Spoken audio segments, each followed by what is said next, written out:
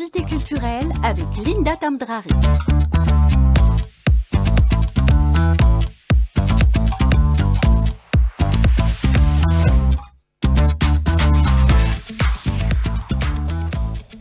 Vous écoutez AG 3, il est 9h09. Bonjour à vous tous, ravi de vous retrouver ce matin ensemble. C'est un bonheur, un plaisir de le recevoir.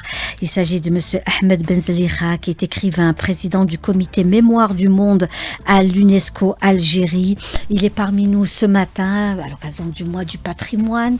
On est ravi de le recevoir et merci d'être là, monsieur Ahmed Benzeliha. C'est moi qui vous remercie. Bonjour à vous, chère madame, mes hommages. Et puis, bonjour aux auditrices et aux auditeurs.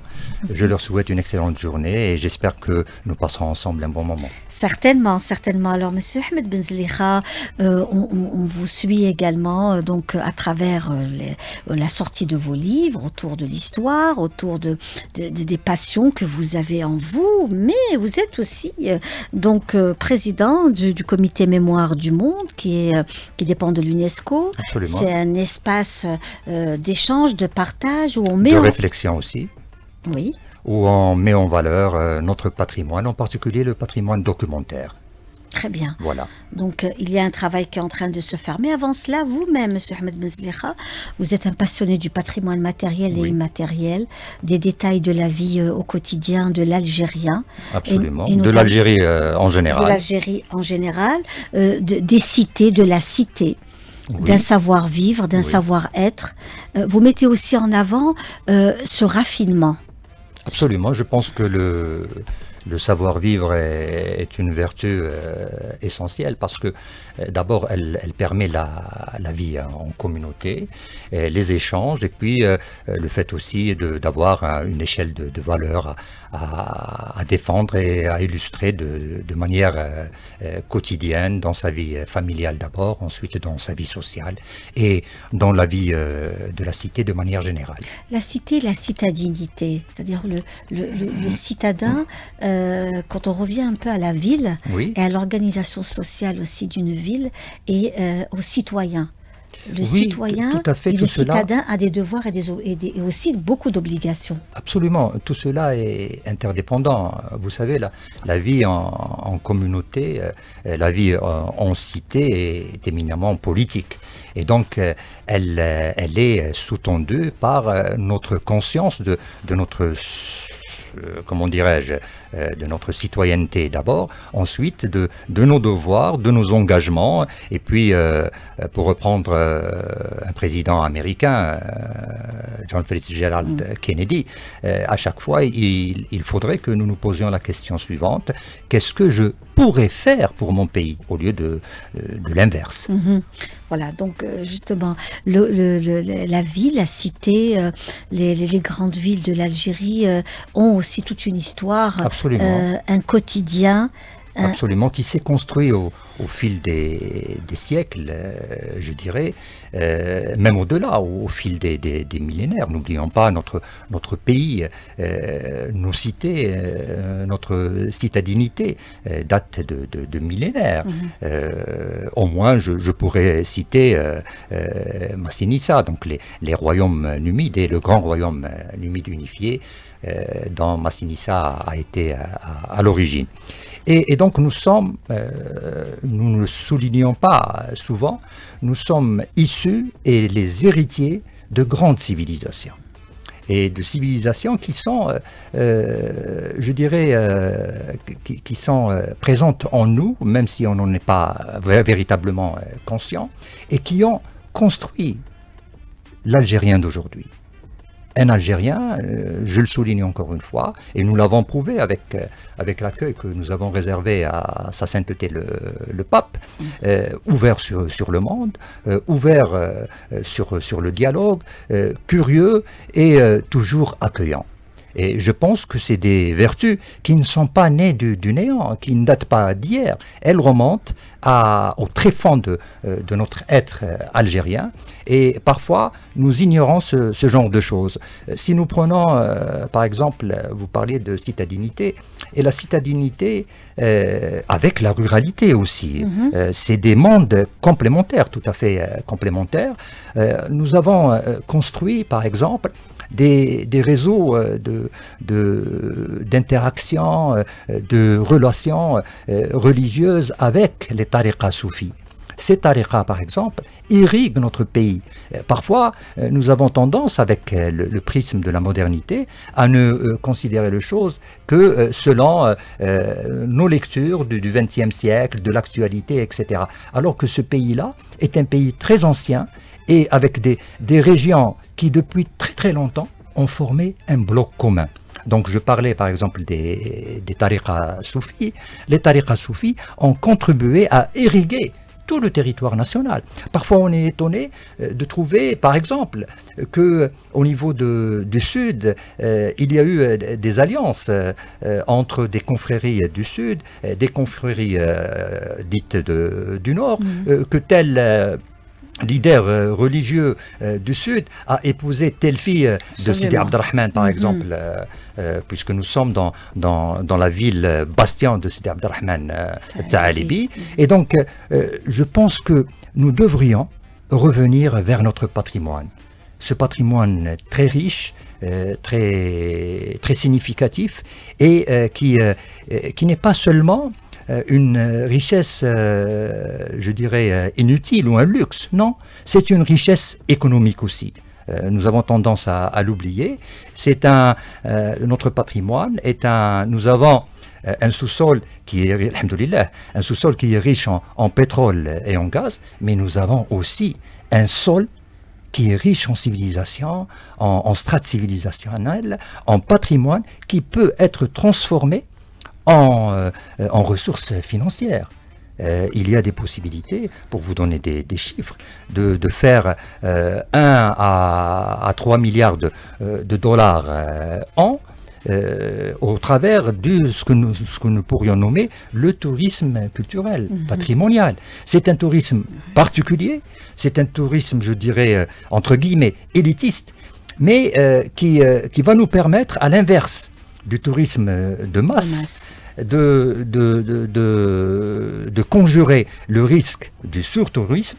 Vous avez des pays, par exemple, comme la Grèce ou comme l'Italie, comme l'Espagne aussi, qui souffrent de ce syndrome du surtourisme. Et donc nous pouvons faire en sorte que notre tourisme culturel patrimonial soit un tourisme particulier, un tourisme, j'allais dire, choisi, mais pas dans le mauvais sens, au sens où nous aurions un packaging particulier que nous pourrions proposer sur le marché international en ciblant des marchés clés qui peuvent nous rapporter beaucoup d'argent et qui peuvent créer des emplois, et s'il vous plaît, des emplois qui ne peuvent pas être délocalisés, parce que ce sera des emplois qui seront ancrés dans les territoires. Vous ne pourriez pas, par exemple, faire, je ne sais pas, ouvrir un restaurant du côté de Ghardaïa ou du côté de Timgad, j'espère que nous y reviendrons, et puis voir nos amis, par exemple chinois, délocaliser le restaurant en Chine. Donc nous avons une richesse extraordinaire au point de vue archéologique. On ne le souligne pas assez. Vous savez quelle est la deuxième Italie au niveau du bassin méditerranéen en termes de vestiges romains? C'est romain ou berbéro-romain. Je préfère aussi que nous puissions, comment dirais-je, nous approprier ces vestiges. Et donc, nous sommes la deuxième Italie avec moins de foule, avec moins de pression, et je pense qu'il y a beaucoup à faire dans ce domaine. Le tourisme culturel aussi. Oui, le tourisme culturel. Très, très, très riche absolument, chez nous. Oui. Donc, des visites. Je parlais de packaging, par exemple. Nous pourrions, excusez-moi ce barbarisme mercantile, mais tel est le mot consacré désormais. Et donc, ce packaging touristique pourrait, par exemple, inclure des formules de tourisme culturel. le ministère de la Culture a pris une excellente initiative de proposition, de classement et d'inscription au niveau de l'UNESCO des chemins augustiniens. Je pense que nous pourrions aussi proposer en parallèle un packaging touristique pour ces chemins-là. On pourrait aussi proposer, par exemple, nous avons, alhamdoulilah, encore une fois, mais c'est un pays qui est aimé de Dieu. Ce n'est pas moi qui le dis, c'est la réalité, et Moufdi Zakaria le dit de manière beaucoup plus poétique. C'est un pays qui est aimé de Dieu, et je pense que nous pourrions, par exemple, pour la musique andalouse, dite andalouse, mais c'est une musique d'abord algérienne, on ne le souligne pas assez, nous pourrions organiser des circuits touristiques qui mettraient en avant notre patrimoine musical andalou, avec un circuit qui irait par exemple de Tlemcen, en passant par Alger, Koléa, et aller vers Constantine. Et nous aurions les 3 écoles donc andalouses en Algérie, et nous pourrions faire beaucoup de choses. Nous pourrions aussi labelliser cette musique, comme les produits d'artisanat, il faudrait que nous ayons un label. Par exemple, pour, vous savez, mon attachement à Constantine, sans chauvinisme, nous avons à Constantine une tradition musicale appelée Melouf, mais qui, jusqu'à un passé récent, était plutôt, l'appellation consacrée était le Qsantini. Donc nous devrions aussi faire en sorte que nous puissions nous différencier avec tout le respect que nous devons aux autres, avec nos produits culturels et surtout avec notre héritage civilisationnel. C'est important aussi d'être fier de toutes les régions d'Algérie. Absolument. Et de les mettre en avant. Elles se complètent. Vous savez, il y a des discours malheureux de nos adversaires, je dirais, qui tendent à fragmenter l'Algérie. Mais vous savez, lorsque vous allez vers l'histoire, vous trouvez des choses extraordinaires. La cohérence, le bloc Algérie a été formé il y a des millénaires. Absolument. On ne le souligne pas assez. C'est ça. En fait, beaucoup de personnes ne le savent pas. Malheureusement, mais j'espère que nous allons prendre conscience de tout cela. Aimer notre patrimoine sans exclusif, sans lecture tronquée ou erronée, et puis aller vers des propositions concrètes et efficaces. J'aimerais revenir, Monsieur Ahmed Benzlikha, vous êtes notre invité ce matin, l'invité culturel d'Alger Chaîne 3. Vous êtes écrivain, président du comité Mémoire du Monde à l'UNESCO. Il y a cette collection du journal Moudjahid. Oui. Ce journal mythique, qui a une histoire importante autour des échanges entre les populations pour l'autodétermination des peuples, les libertés et la grande amitié. La symbolique de l'amitié des peuples a été l'une des plus grandes références de notre révolution. Oui, absolument. Vous avez raison de le souligner au lendemain de la célébration de la journée de la liberté de la presse et de l'expression en général. Il y a une collection mythique. Beaucoup de bibliothèques, je dirais, familiales, comptent sur leurs étagères ce recueil, je dirais, des numéros historiques d'El Moudjahid historique. Donc la voix de l'ALN FLN. Et cette collection a été éditée à la veille de l'indépendance, juste avant l'indépendance, en 1962, par la Yougoslavie. L'ex-Yougoslavie.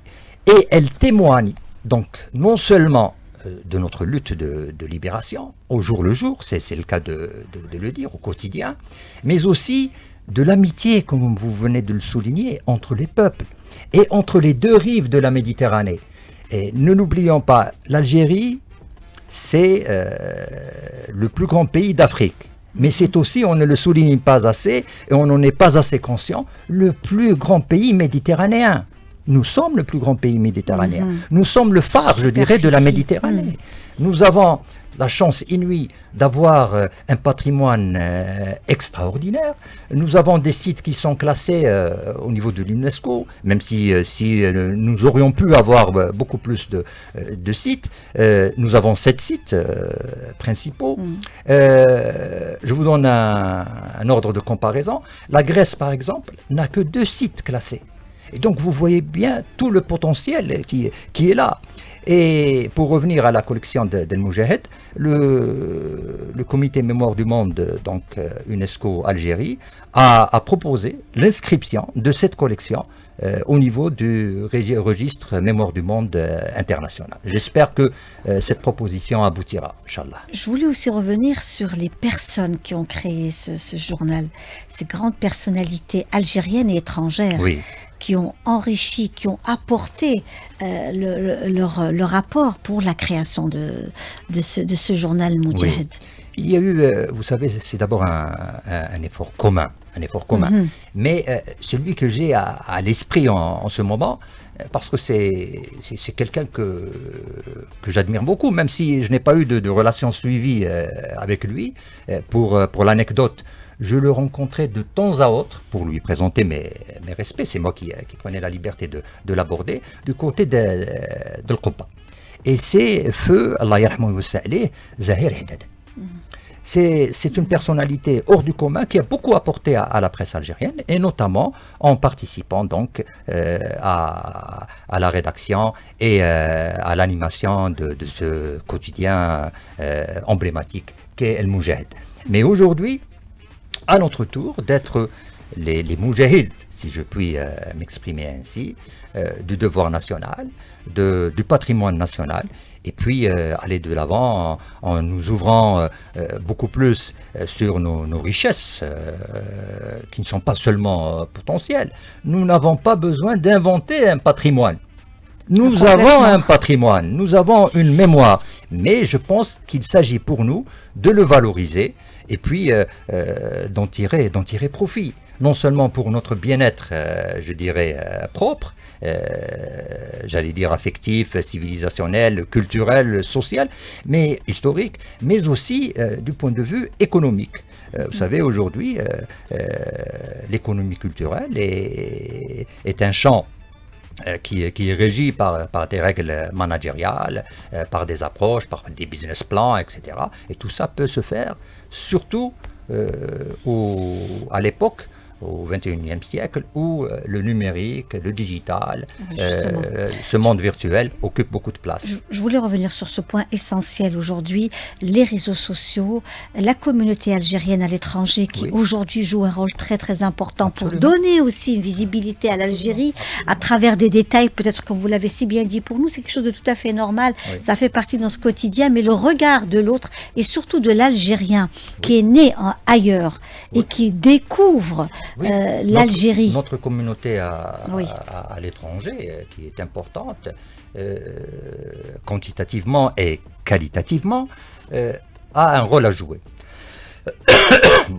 D'abord, c'est un public, c'est un marché cible. Il y a ce qu'on nomme le tourisme de racine. Donc, cette population respectable et respectée a des besoins touristiques visant à renouer avec ses racines. Nous pourrions aussi nous organiser de manière à ce que cette possibilité leur soit offerte dans les meilleures conditions. Mais aussi, il y a cette possibilité que cette communauté à l'étranger participe financièrement à la valorisation de notre patrimoine. On pourrait imaginer des levées de fonds, par exemple, qui seraient inscrits dans une logique gagnant-gagnant, ou peut-être des Algériens de l'étranger pourraient participer par des apports financiers qui leur rapporteraient quelque chose. Symboliquement, par exemple, on pourrait dire, tiens, au niveau de la Casbah, par exemple, telle maison, ou au niveau d'un autre site, tel vestige a été restauré grâce à des fonds, avec une plaque commémorative, donc du point de vue symbolique, grâce à des fonds qui proviennent de monsieur ou de madame qui résiderait à l'étranger. Et ce fonds-là pourrait aussi rapporter de l'argent, mais ce qui est bien dans le tourisme en général, et le tourisme culturel en particulier, c'est qu'il y a un effet d'entraînement. Donc, si vous avez un site que vous valorisez, vous avez de l'argent qui rentre, qui pourrait rentrer. Et grâce à cet argent, vous pourriez utiliser donc ces ressources pour encore plus valoriser, aménager ce site-là et les alentours. Et puis, à côté, vous avez le transport qui va fonctionner, l'hébergement qui va fonctionner, la restauration qui va fonctionner, l'artisanat, tout ça aura un effet d'entraînement extraordinaire. Et je pense en particulier à des endroits précis. Par exemple, le site de Djemila, qui est un site, je dirais, féerique. C'est un site où, malheureusement, nous ne trouvons pas assez de structures à la hauteur de la beauté et de l'importance du site. C'est la même chose pour Timgad, c'est pour ça que je vous disais tout à l'heure, nous allons y revenir. Les mosaïques, M. Benzelicha, les mosaïques de Tebessa, oui, mais tout ça doit être accompagné, doit être, je dirais, documenté, doit être, nous avons le net aujourd'hui, doit être promu à l'étranger. Donc nous avons des possibilités extraordinaires. Écoutez, M. Ahmed Benzelicha, écrivain et président du comité Mémoire du Monde, vous avez été notre invité ce matin, l'invité culturel d'Alger Chin 3. C'est un véritable bonheur de vous avoir reçu. Bonheur partagé, merci beaucoup.